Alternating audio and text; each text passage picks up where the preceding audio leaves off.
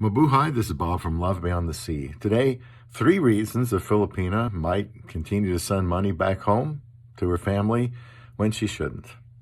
This is a bone of contention in many fil-am, fil-west relationships. The money sent back home, not so much that money is being sent back home because there are real needs, but, some relatives may be using it for things that, the giver doesn't want them to use it for. Let's say they're wasting it. And, that causes some conflict because your Western husband of the Filipina doesn't want to see her money wasted or his money wasted. But why does that often happen? Well, here's 3 reasons. One is if she's from the West, my wife's here in America, and she feels like she's living in relative luxury, comfortably, her material needs are met, she doesn't want to see her family struggle.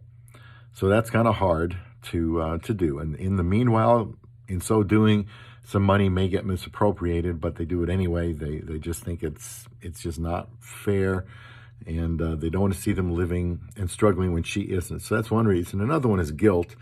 If you don't send money to the family, even if it does get wasted by somebody, people could see you as not being a good daughter, not being a good provider.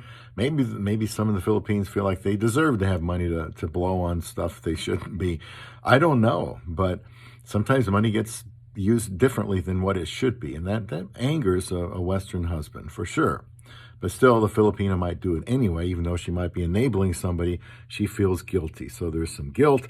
There's a feeling that they're living really good and they don't want to see their family struggling. Another one is just, how people think about her. She doesn't want to be seen as, insensitive, uncaring, irresponsible. That would be shameful for her to not help her family. And most of the time, I think it gets used for needs like food, clothing, shelter.